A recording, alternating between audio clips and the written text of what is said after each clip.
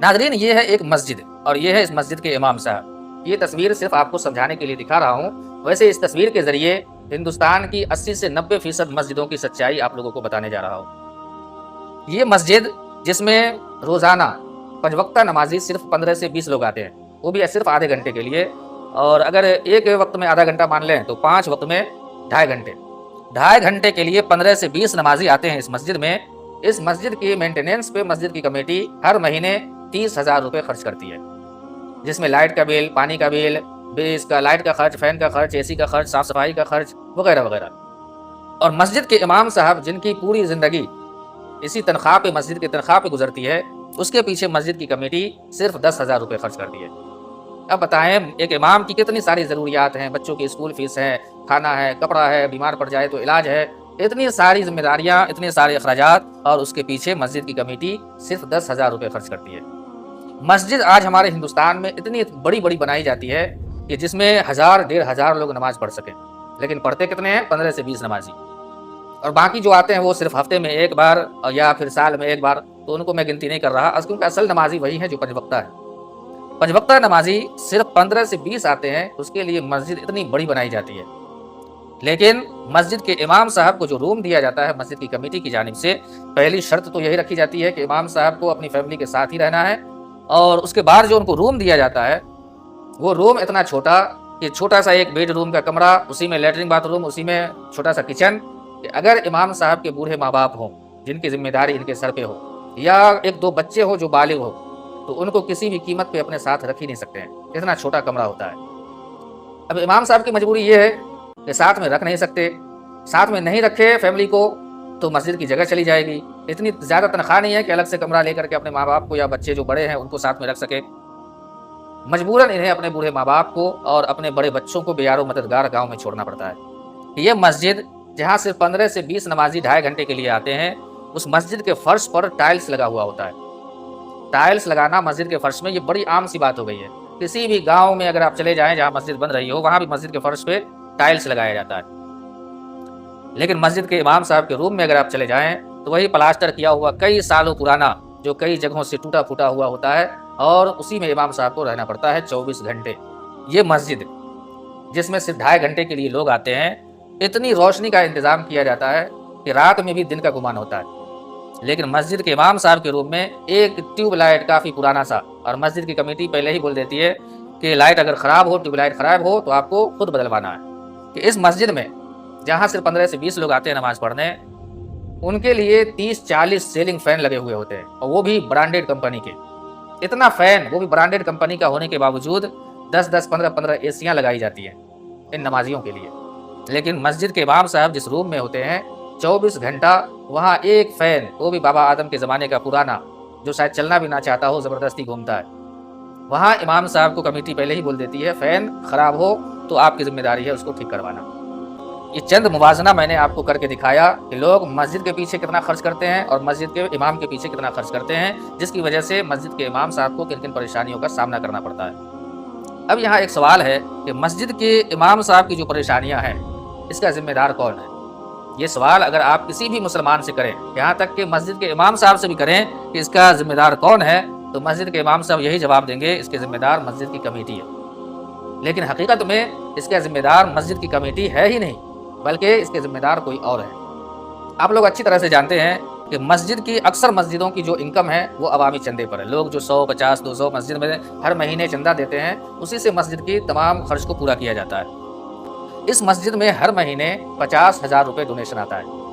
مسجد کی کمیٹی کیا کرتی ہے؟ 30,000 روپے مسجد کے مینٹیننس پہ خرچ کرتی ہے، 10,000 روپے مسجد کے اکاؤنٹ میں جمع کرتی ہے، اور 10,000 روپے مسجد کے امام صاحب کو تنخواہ دیتی ہے۔ بڑے اچھے سے چل رہا ہے سسٹم، تمام محلے والے خوش۔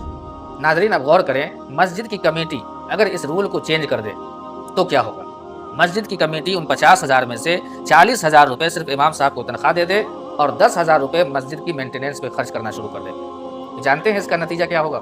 پورے محلے میں ہنگامہ مچ جائے گا۔ جیسے ہی لوگوں کو پتہ چلے گا کہ مسجد کے اکاؤنٹ میں ایک بھی روپیہ نہیں ہے، اور جیسے ہی لوگوں کو پریشانیاں جھیلنی پڑے گی، کیونکہ پہلے 30,000 روپے خرچ کیا جاتا تھا، اب 10,000 کیا جائے گا، تو ظاہر سی بات ہے پریشانیاں آئیں گی، AC کم استعمال کرنا ہے، فین کم استعمال کرنا ہے، لائٹ کم استعمال کرنا ہے، وغیرہ وغیرہ، پریشانیاں تو آئیں گی ہی، اور جیسے ہی یہ پریشانی آئے گی ہنگامہ مچ جائے گا۔ पूरे मोहल्ले के मुसलमान कमेटी पर पहला इल्ज़ाम ये लगाएंगे कि ये कमेटी चोरी करती है, मस्जिद के तमाम पैसों को अपनी ज़ात में खर्च करती है। तो पहला इल्ज़ाम चोरी का लगेगा और दूसरा हंगामा ये होगा कि अब इस मस्जिद की कमेटी को हटाया जाए, एक नई कमेटी बनाई जाए।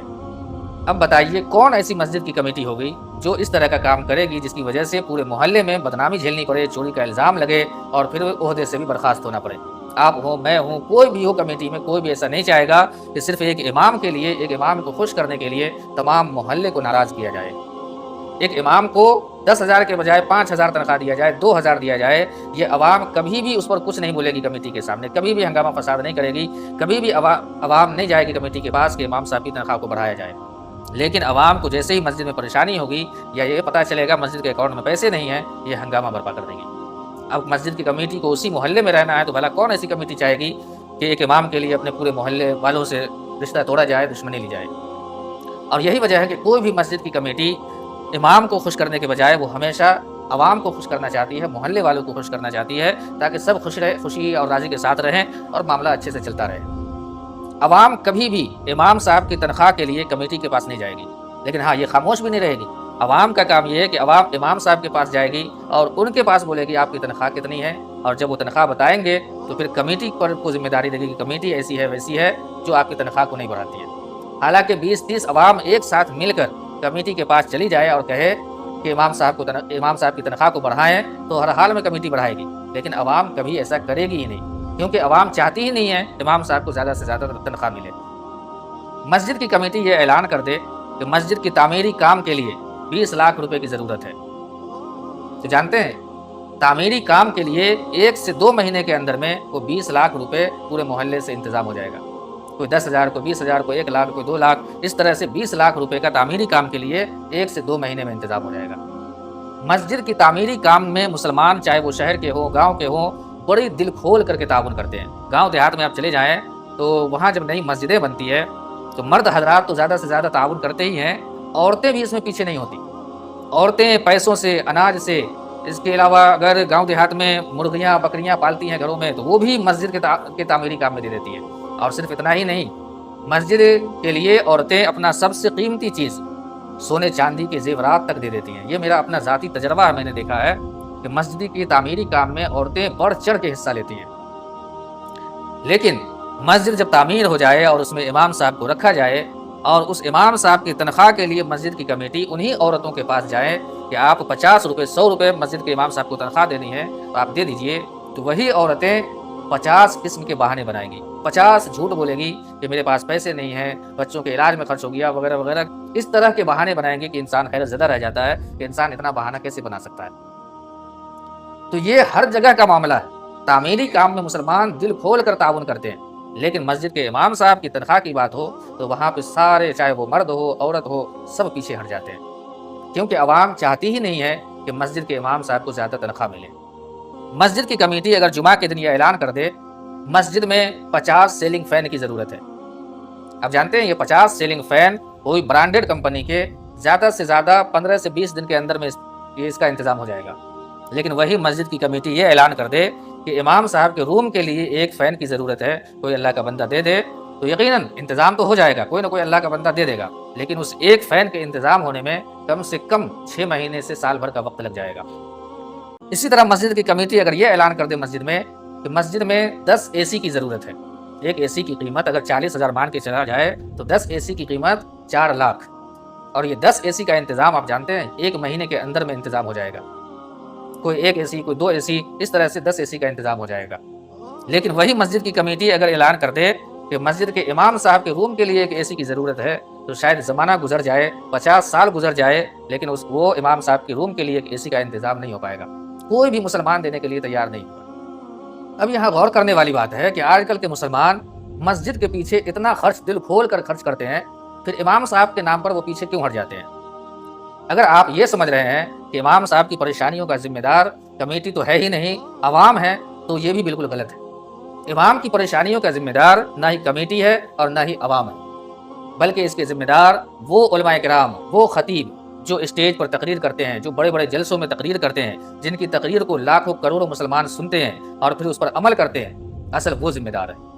उलमाए किराम ने मस्जिद की तामीरी काम के टॉपिक पे इतनी तकरीरें की हैं, इतनी फजीलतें बयान की है कि आज के मुसलमानों के जहन में ये बात बिल्कुल बैठ गई है कि मस्जिद में अगर आप पैसा दें या मस्जिद में कोई सामान दें तो इसका आपको बेइंतहा अजर मिलेगा। मरहूमीन के नाम से दें तो उसको इसाले सवाब मिलेगा, बहुत सारी नेकियां मिलेंगी। और यही वजह है कि अवाम दिल खोल कर मस्जिद में ताउन करती है मस्जिद के काम में, ताकि हमें ज़्यादा से ज़्यादा नेकियां मिल सके। लेकिन आज तक इन्हें किसी भी बड़े खतीब ने इन्हें ये नहीं बताया कि मस्जिद के इमाम साहब के पीछे खर्च करने से कितनी नेकियां मिलती है। और ये खतीब कभी भी नहीं बताएंगे, क्योंकि इन्हें ये डर है कि अवाम अगर मस्जिद के इमाम साहब के पीछे खर्च करने लगी तो फिर मेरा हिस्सा कम हो जाएगा और मुझे ये देना कम कर देंगे। और यही वजह है कि बड़े बड़े खतीब इस टॉपिक पर, इमाम साहब के टॉपिक पर बोलना पसंद नहीं करते। कुछ खतीब हैं जिन्होंने बोलना शुरू किया है, लेकिन वो भी रस्मी तौर पे अगर 2 घंटे की तकरीर कर रहे हैं तो आखिर में 5 मिनट 10 मिनट सरसरी तौर पर इमाम साहब की फजीलत बयान कर देते हैं कि इमाम साहब के पीछे खर्च करने से कितनी नेकियां मिलती है वगैरह। लेकिन मुकम्मल तौर पर जिस तरह से मस्जिद की फजीलत पर घंटों तकरीरें होती है,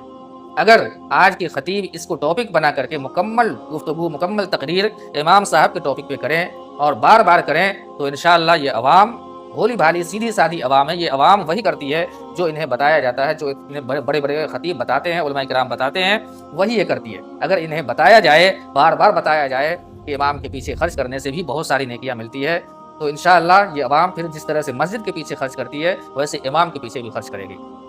तो मैं इस बात को मानता हूँ कि आज मस्जिद के इमाम साहब की जो भी परेशानियाँ हैं, इसका जिम्मेदार न ही कोई कमेटी है मस्जिद की, न ही अवाम है, बल्कि इसके असल जिम्मेदार जो बड़े बड़े खतीब हैं, जो बड़े बड़े पीर हैं, उलमाए किराम हैं, वो हैं जिनकी बातों को सुनी जाती है। अब हम जैसे लोग अवाम के सामने इमाम साहब की फजीलत बताएं तो फिर लोगों पे कुछ भी असर नहीं होने वाला है। ज़रूरत है बड़े बड़े खतीबों की। मस्जिद के जो इमाम हैं वो खुद बेचारे तो जुमा में इस टॉपिक पे बयान कर नहीं सकते, इसलिए बहुत सारे इमाम ऐसा करते हैं, तहरीरी तौर पे मज़ामीन लिख कर व्हाट्सअप वगैरह पर शेयर करते हैं, जिससे कोई भी फ़ायदा नहीं होने वाला है। इमाम साहब को अगर कुछ फ़ायदा होने वाला है तो इन्हीं बड़े बड़े मुकर्रिरों से, और इन मुकर्रिरों को इस तरफ खींच कर लाना इमाम साहब की ही जिम्मेदारी है। इमाम साहब क्योंकि अक्सर जगह जब प्रोग्राम होता है तो उसकी ज़िम्मेदारी इमाम साहब के कंधों पे ही होती है, इमाम साहब ही ज़िम्मेदारी निभाते हैं प्रोग्राम की। तो इमाम के लिए ज़रूरी है कि वो उन तमाम उलमाए किराम को, जिनको खतीब को आप बुलवाते हैं, उनसे पहले ही इस बात पे बात करें कि आपको इमाम की फजीलत के टॉपिक पे बयान करना है। और इंशाअल्लाह जब बार बार इस टॉपिक पे बयान होगा तो अवाम भी इस बात को समझेगी और इमाम साहब की इस तरह की बहुत सारी परेशानियाँ कम हो जाएगी।